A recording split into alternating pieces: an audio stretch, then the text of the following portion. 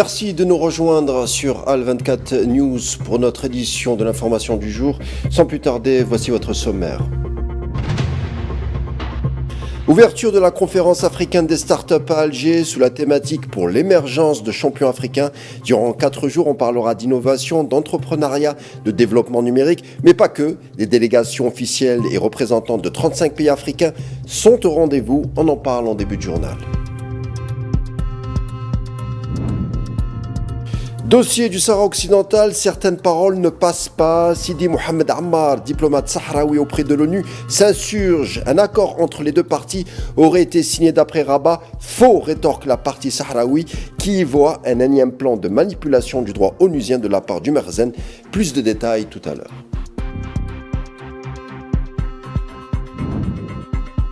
Guerre au Soudan, 114 morts, dont 71 enfants dans des bombardements de zones civiles à Kaloudji.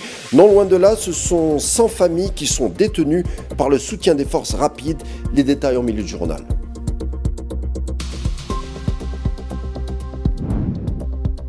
Le cessez-le-feu à Gaza serait-il dans l'impasse? La réponse ne laisserait pas l'ombre d'un doute d'après le Premier ministre qatari. Le bilan depuis le cessez-le-feu au sein de l'enclave continue de s'allonger. On approcherait les 400 morts depuis le 11 octobre dernier.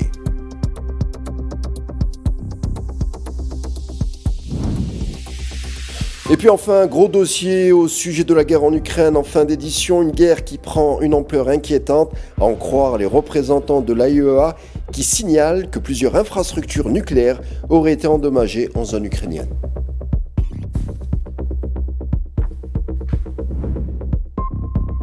Et c'est l'événement économique national du moment avec le coup d'envoi, je vous le disais aujourd'hui à Alger, de la 4e édition de la conférence africaine des startups durant 4 jours et organisée par le ministère de l'économie, de la connaissance et des startups ainsi que des micro-entreprises et également avec l'accélérateur public Algerian Venture. La thématique pour l'émergence de champions africains.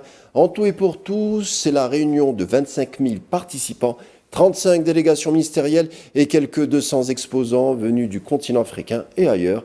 La particularité de cette année, le Rwanda comme invité d'honneur, un pays qui est bien classé en matière d'innovation dans le domaine.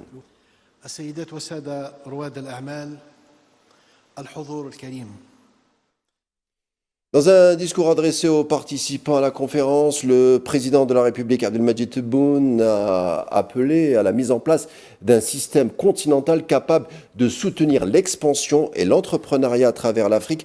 Le président Tebboune, dans un discours prononcé en son nom par le Premier ministre algérien, Sifir Riyeb, a exprimé son espoir que la 4e édition de la conférence aboutisse à des résultats concrets qui soutiennent la jeunesse du continent et propulse son développement vers de nouveaux horizons.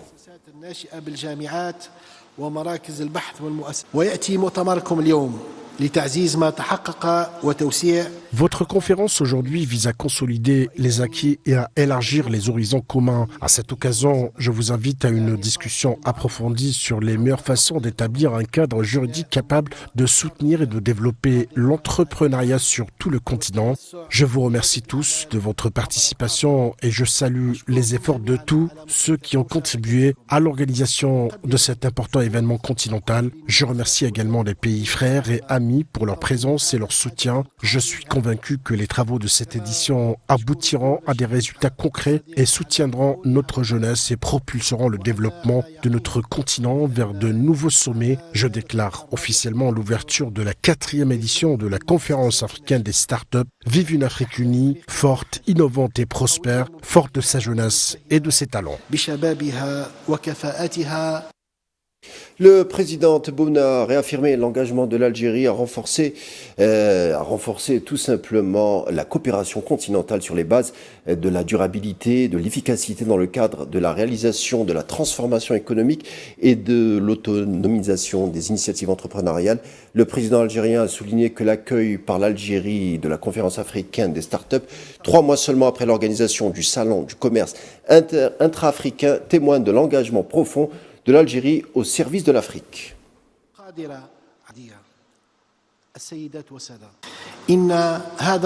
Cette conférence des entrepreneurs et des startups incarne l'esprit ambitieux de l'Afrique. Elle vise à inspirer une nouvelle génération d'entrepreneurs capables de rivaliser à l'échelle mondiale et de consolider la souveraineté technologique et économique de notre continent. En accueillant cet événement, l'Algérie témoigne de son engagement à renforcer la coopération continentale sur les fondements de la durabilité et de l'efficacité et est convaincue que l'Afrique regorge de ressources humaines capables de mener la transformation économique et de dynamiser les initiatives entrepreneuriales. De plus, la tenue de cette conférence seulement 3 mois après l'organisation par l'Algérie de la foire interafricaine IATF 2025 souligne notre profond engagement au service de l'Afrique et reflète notre volonté de faire de l'Algérie une destination de premier plan pour l'innovation et l'intégration économique sur notre continent.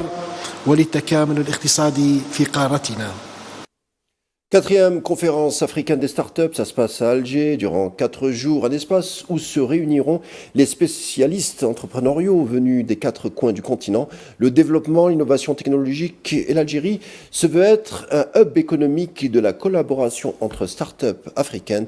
Plus de détails avec Souhila Kilal.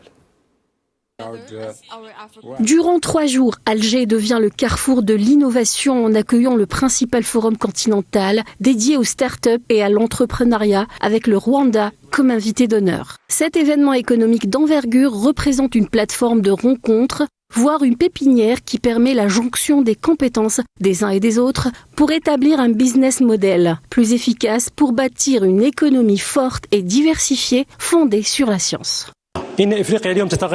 L'Afrique change. Aujourd'hui, nos compétences et nos startups sont désormais capables d'innover et de changer l'avenir de ce continent à travers un nouveau modèle économique. Et ce forum est l'un des plus importants axes. Aujourd'hui, nous sommes bien conscients que l'avenir de l'Afrique repose sur la capacité de ces startups et de ces jeunes à innover et à se développer.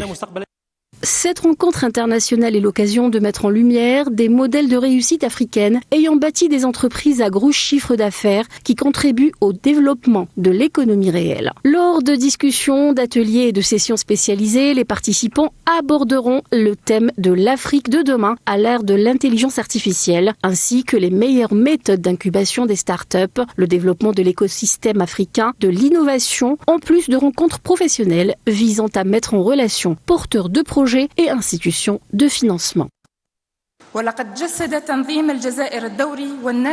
L'organisation régulière et réussie par l'Algérie de cet événement africain majeur démontre l'importance qu'accorde notre continent aux nouvelles technologies et aux startups, démontrant le désir des pays africains à bâtir leur avenir par eux-mêmes à travers un investissement audacieux, perspicace, créatif et industriel. Le programme offrira également aux jeunes entrepreneurs la possibilité d'échanger avec des institutions internationales impliquées dans la propriété intellectuelle, le transfert technologique et l'entrepreneuriat. Avec cette 4e édition, l'Algérie consolide son rôle de pays leader dans le développement de l'écosystème de l'innovation et renforce sa contribution majeure à la coopération interafricaine dans le domaine des startups. Autre titre du jour, Sahara occidentale, Sidi Mohamed Ammar, représentant du Front Polisario à l'ONU et coordinateur avec la MINURSO, dénonce les allégations de l'occupant marocain concernant la dernière résolution du Conseil de sécurité.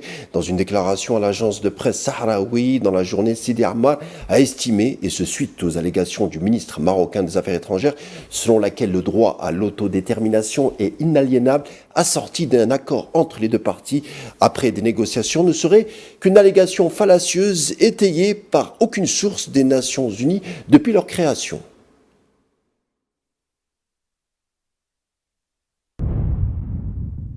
Premièrement, le droit à l'autodétermination est un droit collectif des peuples et non un droit des individus ou des partis, comme le prétend faussement le ministre des Affaires étrangères de l'État occupant. Deuxièmement, le droit à l'autodétermination est une règle impérative du droit international, ce qui signifie qu'il s'agit d'un droit fondamental, inaliénable et indivisible. Troisièmement, les conséquences de l'exercice du droit à l'autodétermination par le peuple d'un territoire soumis à la décolonisation sont dénoncées dans les résolutions 1541 et 2625 de l'Assemblée générale qui définissent les modalités de mise en œuvre de ce droit. Mais encore, le représentant du Front Polisario auprès des Nations Unies a considéré que l'interprétation tendancieuse et la transformation du terme peuple sahraoui dans la résolution en population par le ministre marocain des Affaires étrangères témoignait d'une mentalité colonialiste qui ferait fi des résolutions onusiennes.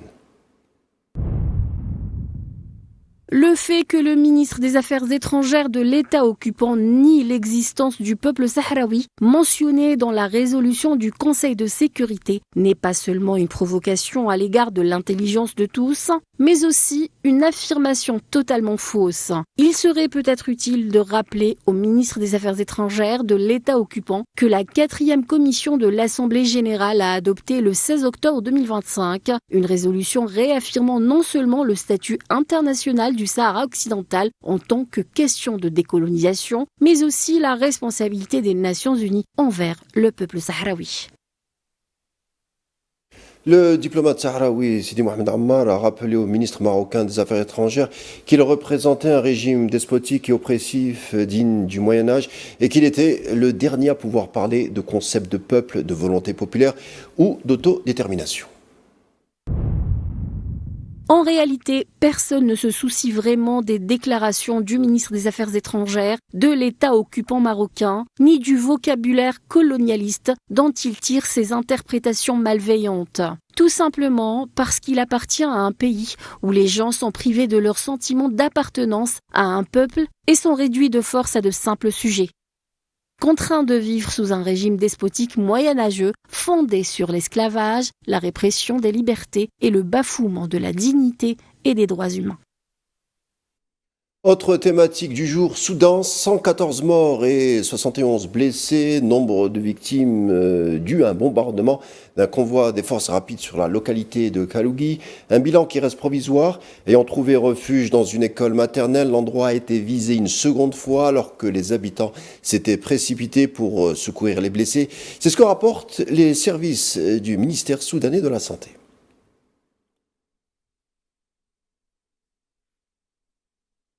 Soudan toujours, les forces de soutien rapide retiendraient par force au moins 100 familles, dont des femmes et des enfants dans la ville de Babanouza, dans l'état du Kordofan, des personnes qui seraient détenues dans des conditions difficiles d'après les professionnels de la santé dépêchés sur place, des témoignages qui parlent de femmes violentées et humiliées car liées à l'armée régulière.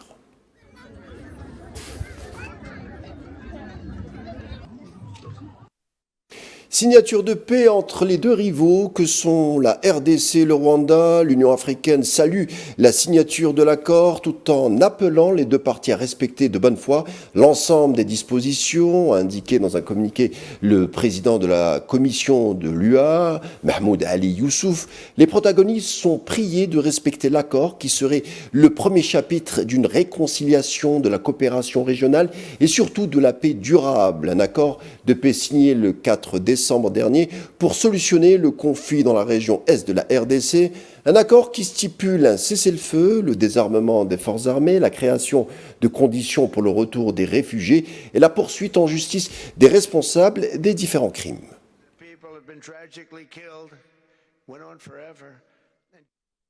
La pointe sud du continent, cette fois l'Afrique du Sud bien sûr, où le ministre des Relations internationales et de la coopération, Ronald Lamola, a affirmé, c'était dans la journée, qu'aucun membre n'avait le droit d'exclure unilatéralement l'Afrique du Sud du G20. Déclaration suite à l'annonce du secrétaire d'État américain Marco Rubio. En effet, la Pologne remplacerait le pays africain au prochain sommet du G20 prévu à Miami l'an prochain. C'est en tout cas ce qu'a laissé entendre la Maison-Blanche. Justement, Lamola a rejeté les accusations américaines contre son pays tout en ajoutant que la présidence sud-africaine du groupe reposerait sur le principe des pays africains et des pays du Sud en tant que partenaires égaux et que Pretoria restait ouverte à la poursuite du dialogue avec Washington malgré tout.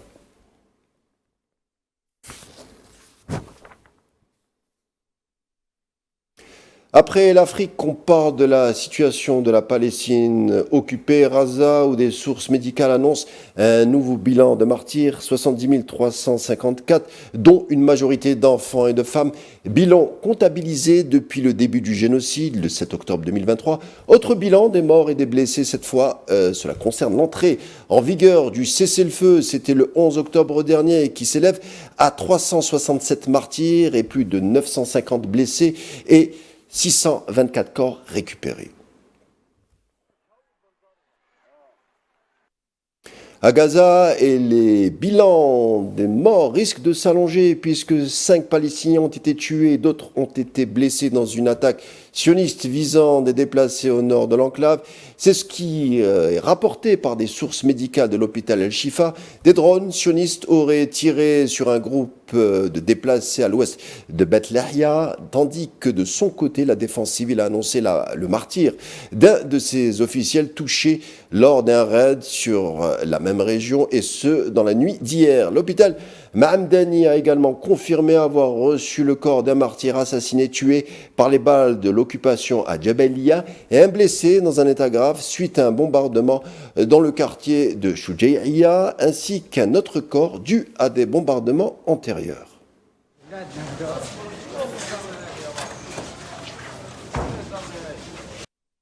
Cessez-le-feu à Gaza, justement, où en sont les négociations visant à consolider une trêve définitive, soutenue, on le rappelle, par les États-Unis? Eh bien, des pourparlers de paix se trouveraient dans un moment critique. C'est ce qu'a déclaré en tout cas le Premier ministre du Qatar, Sheikh bin Abdulrahman Al-Thani. C'était lors d'une table ronde organisée durant l'ouverture du forum de Doha au Qatar. Al-Thani a déclaré que les médiateurs poursuivraient tout de même leurs efforts pour faire avancer la prochaine phase du cessez-le-feu. Je vous propose de l'écouter.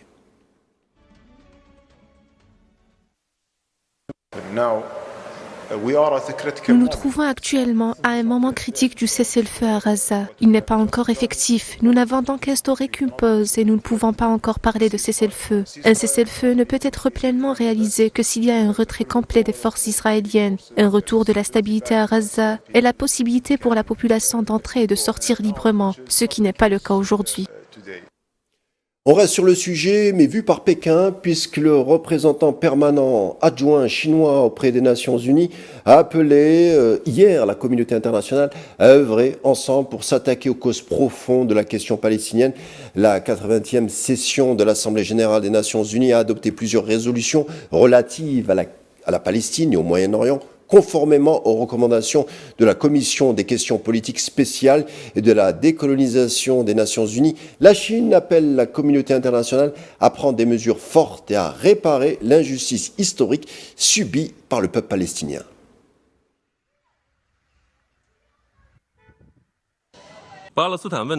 La question palestinienne est au cœur du conflit au Moyen-Orient. Elle relève de l'équité et de la justice internationale et influe sur la situation régionale. La Chine a toujours appelé à un cessez-le-feu global et durable à Gaza et à une amélioration rapide de la situation humanitaire. Respectueuse du principe selon lequel les Palestiniens gouvernent la Palestine, la Chine insiste sur la gouvernance et la reconstruction de Gaza après le conflit. Surtout, nous nous efforcerons de concentrer nos efforts sur la solution à 2 États et de promouvoir un règlement politique rapide de la question palestinienne. Y aurait-il une menace sur le droit international? Certains y souscrivent, à l'instar du procureur adjoint de la Cour pénale internationale qui a critiqué les sanctions américaines, affirmant qu'elles assimilent de facto les hauts responsables de la juridiction à des terroristes et des trafiquants de drogue, ajoutant que l'existence de la CPI est menacée. C'est dans un entretien fleuve accordé à l'AFP. Mamdai Niang déclare également qu'il serait envisageable d'organiser une audience par contumace contre des personnalités de haut rang visées par la CPI, comme le Premier ministre sioniste. Au mois le mois. Chaque mois, le acting change. Comme vous le savez, en cette année 2025, la Cour fait face à ces sanctions américaines qui ont frappé beaucoup d'élus, des juges et les 3 procureurs. Et nous, depuis quelque temps aussi, nous avons vécu sous la menace des sanctions même institutionnelles. Donc c'est en ce moment précis où quand même il y a eu une forte demande de la Cour, avec aussi la Palestine, pour ne pas oublier aussi ce cas.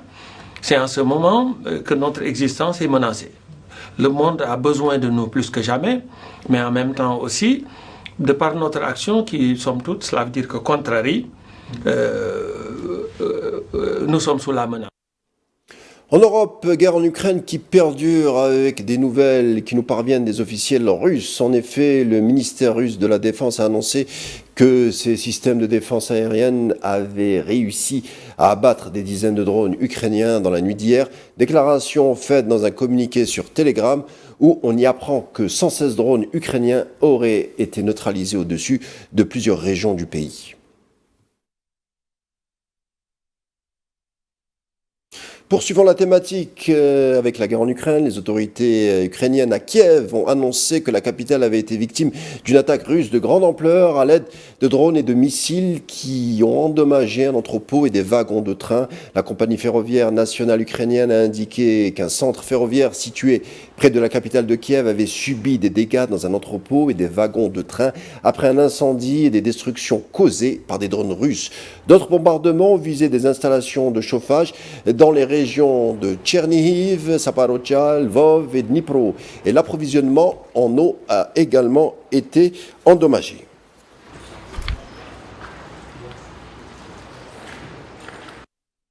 Dans son dernier rapport, on revient au ministère russe de la Défense, lequel déclare qu'en réponse aux attaques des forces ukrainiennes contre des installations civiles russes au cours de la semaine écoulée, l'armée russe a mené une frappe massive et 4 frappes groupées contre des installations militaro-industrielles ukrainiennes et leurs infrastructures énergétiques associées, ainsi que contre les infrastructures de transport militaire ukrainiennes, les aérodromes militaires et les ateliers de production de drones d'attaque à longue portée.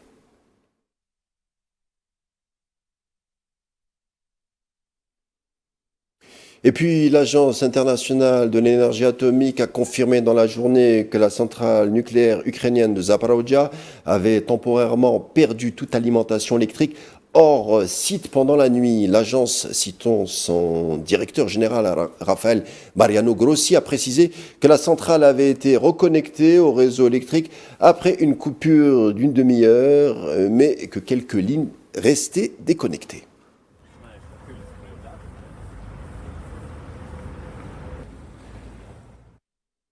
L'Agence internationale de l'énergie atomique a révélé dans la journée d'hier que le mur de protection de la centrale nucléaire de Tchernobyl en Ukraine, construit pour contenir les matières radioactives issues de la catastrophe de 1986, n'était plus en mesure de remplir sa fonction après avoir été endommagé par une attaque dont Kiev a accusé la Russie d'être responsable.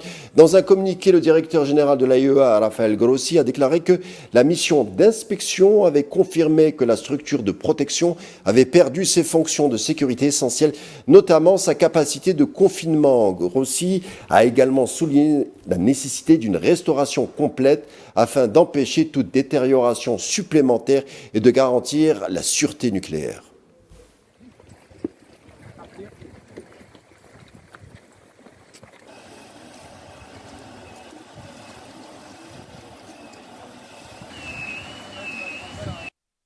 Un mot de sport pour finir, et c'est une large victoire en football de nos Verts contre l'équipe du Bahreïn. 5-1 en Coupe arabe, la sélection algérienne se place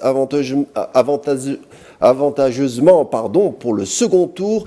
C'est un match pour la seconde journée du groupe D, disputé dans la journée au stade Khalifa International du Qatar. Premier succès des Algériens dans ce tournoi après le match nul face au Soudan lors de la première journée disputée mercredi dernier. Les hommes de Majid Bouguera boucleront la phase de poule contre l'Irak mardi à 18h. Le Bahreïn, quant à lui, est déjà éliminé avant d'affronter la formation soudanaise à la même heure. Et je pense que c'est le match qu'il nous fallait en fait. C'est le match qu'il nous fallait, surtout dès qu'on a vu qu'on pouvait marquer. C'est ça qui a donné un peu de boost, de motivation et de confiance. En fait, c'est qu'une question de confiance. Parce que la qualité, on l'a. C'était vraiment collectivement qu'ils prennent conscience que quand ils font les efforts ensemble, offensivement, défensivement, ils peuvent créer des belles choses en transition, en phase de jeu. Donc Voilà, c'est bien, je suis content surtout pour tout le monde. Tout le monde a été bon, même ceux qui sont rentrés. Content pour Berken, pour Bobina, pour Abada, si on peut parler de jeunes. Parce que voilà, il y a aussi un projet aussi de mix, joueurs expérimentés et de joueurs d'avenir, comme je le disais à la première conférence. Donc c'est bien, ils prennent confiance. Mais dans le football, voilà, c'est la régularité, c'est ça le plus important. Et en espérant qu'ils le seront, Inch'Allah. Et ce qui conclura notre rendez-vous de l'information du jour. Merci de nous avoir prêté attention. Bonne suite des programmes sur Al 24 News en vous souhaitant une agréable soirée.